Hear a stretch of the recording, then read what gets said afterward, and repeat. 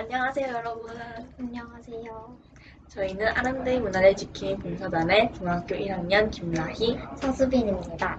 저희 봉사단체는 여러분들께 저희 주변에 있는 문화재들에 대해 조금 쉽게 눈높이에 맞춰 설명드리고 재능 기부를 하는 단체입니다. 사실은 저희가 직접 찾아뵈서 여러분께 설명을 드리고 같이 함께 하는 건데 코로나로 인해 이렇게 영상으로 찾아뵙게 되었습니다. 그럼 먼저 설명에 앞서 너는 이 세 인물의 공통점이 무엇인 것 같아, 수빈아? 그게 다 한복을 입고 있어. 그리고 옛날 사람 같아. 뭐 읽고 있어? 그래, 옛날 한복! 사람이랑 그렇게 이 세 인물의 공통점은 바로 셋 다 장명실이라는 것이야. 장명실이 누군지 알아? 응, 들어봤어. 그리고 발명품도 알아. 발명품은 나중에. 일단 장영실은 조선 최고의 발명왕입니다. 태종실록에 장영실은 공교한 솜씨가 보통 사람보다 뛰어나므로 태종께서 보호하시었고 나 역시 이를 아낀다 라고 기록되어 있습니다. 그럼 장영실에 대해 설명해 줄게요. 장영실의 아버지는 고려 원간석기에 조선에 온 중국인이고 어머니는 동래형 강기셨습니다. 신분은 천민이라고 생각하시면 됩니다. 조선의 신분법에 따라 동래현 관노가 되었습니다. 장영실은 동래현의 가뭄이 들었을 때 수차를 개발하여 태종에게 공중기술자로 발탁되었습니다. 세종 때는 천문과 천문기기 제작을 위해 명으로 유학이 보내졌고요. 1423년 상의원의 별자로 임명되었고 1433년 호군에 제수되었고 1438년 대울군에 임명되었고 하지만 세종의 가마가 부서지는 사고 후 파직이 되어 마지막 생은 알 수 없다고 합니다. 슬프네요. 그러면 이제 발명품에 대해서 알아볼 건데 너는 장명실 하면 떠오르는 발명품이 뭐야? 앙불고, 또, 투구, 또, 가미, 또. 그거네요. 오케이. 일단 첫 번째는 앙불구로 시작해보도록 하겠습니다. 앙불구는 세시계이고요. 조선 세종 19년에 최초로 제작되었습니다. 24절기를 13개의 위선으로 나타내고 시각선을 수직으로 그어놓은 형태입니다. 북극을 향한 영침의 그림자에 따라 시간과 계절을 동시에 알 수 있으며 해 뜨는 시간과 해 지는 시간을 알 수 있습니다. 나 구조 알아. 네가 말해.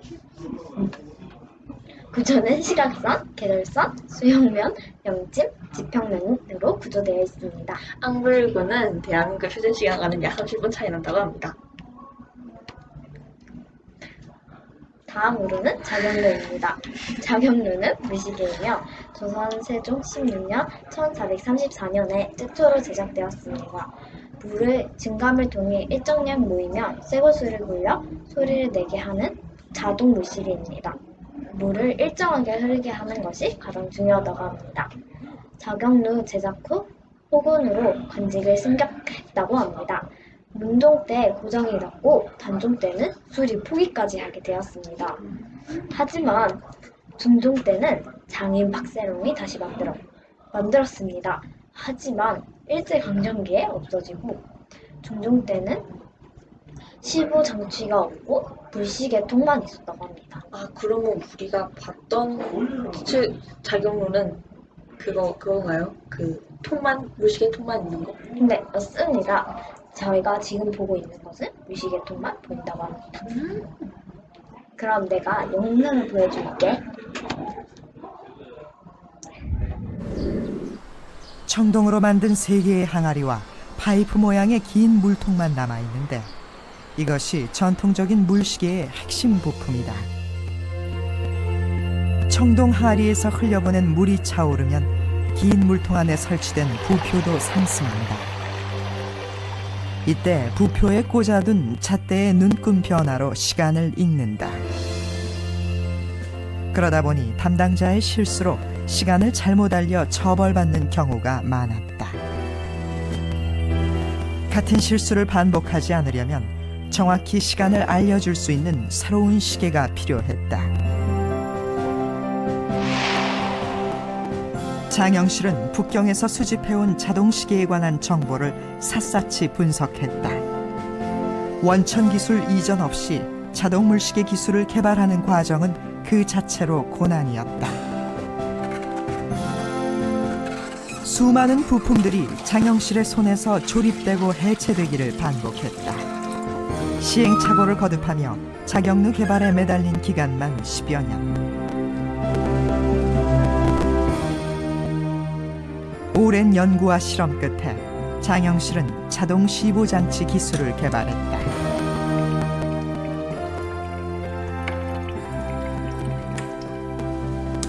자동 시보장치의 핵심은 매 시간마다 정해진 구슬을 떨어지도록 하는 것과 그 구슬이 지렛대를 움직여 원하는 장치를 작동시키는 것이다.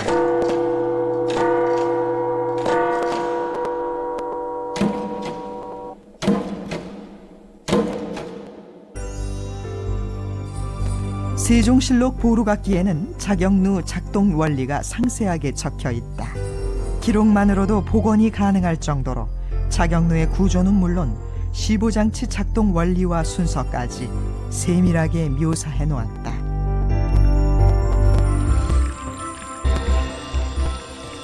장영실은 항아리의 물을 지구의 자전 속도에 맞춰 긴 통 안으로 흘러가도록 만들었다. 이때 부표에 꽂아둔 잣대가 떠올라 작은 구슬을 건드린다.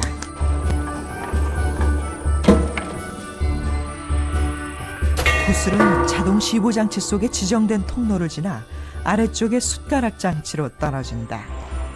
그 힘으로 문이 열리면 더 큰 구슬이 떨어지게 되어 있어 운동량이 더욱 커진다.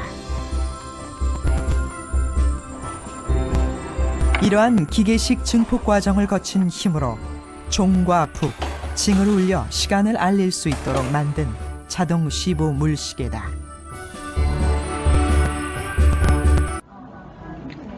영상 재밌게 봤어? 재미는 있었어. 그럼 이제 다음 걸로 발표를 하겠습니다. 이번 발명품은 치구기입니다. 치구기는 조선 세종 때부터 고종 때까지 강우량의 분포를 측정하던 세계 최초의 강우량 측정 기구입니다. 유럽보다 200년이나 앞서 만들었고, 구조가 치구대, 치구기, 주척으로 이루어져 있고요. 치구대는 치구기를 안치하기 위한 돌받침입니다. 저기 밑에 그 돌이 보이시죠? 이렇게 네모나게 정사각형 정육면체? 다음. 직육면체. 다음. 치구기는 주철 청동으로 만든 원통형 본체이고요. 주철은 빗물의 깊이를 재기 위한 자입니다. 농경 사회에서 비는 엄청 중요했기 때문에 이 치구기가 많이 사용됐다고 합니다. 다음은 풍선입니다. 천체의 운임과 그 위치를 측정하던 천문 관측 기기였습니다. 조선 세종 1433년에 정인지 등이 설계하고 장영실이 제작했다고 합니다. 태양, 달, 오행성 위치를 측정하고 세종 7정산에 평천하였다고 합니다. 조선 선조 때는 물레바퀴의 동력으로 제작이 되었고 인조 때는 혼천시계로 발전하였습니다. 수빈아, 이 혼천이 우리가 어디서 볼 수 있을까? 용돈에 받는 초록색 돈에 있어. 초록빛대 뒤에 있지. 맞아. 나중에 한번 봐보세요, 여러분. 이 외에도 많은 발명품들이 있습니다. 간이, 수표, 흉기대. 현주일구, 일성정시 등등이 있습니다. 그럼 내가 장영실에 대한 영상을 보여줄게. 그래서 얼마나 봐야 되는 거니? 아니야. 시청합시다. 시청합시다.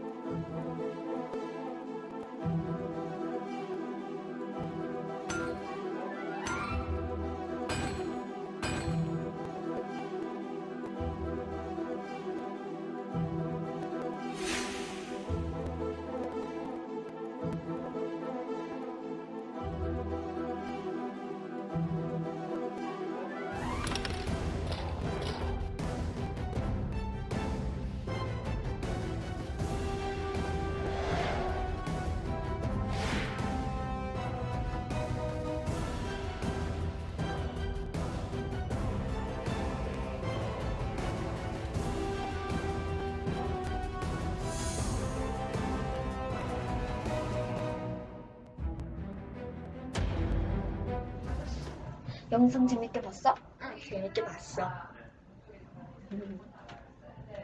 무서워. 네, 지금까지 저희가 설명해드린 거의 대부분의 발명품들은 이 장윤실 과학동산에 있습니다. 장윤실 과학동산은 어디 있어, 수빈아? 동네 읍서 북문 앞에 있습니다. 나중에 기회가 되신다면 꼭 한번 가서 구경하시는 것도 좋을 것 같습니다. 그럼 이제 설명을 마치도록 하겠습니다. 우리 문화재 지키는 사람이 주인이다. 감사합니다. 안녕. 네, 여러분, 그럼 이제 만들기를 시작해 보도록 하겠습니다. 영상 보시죠.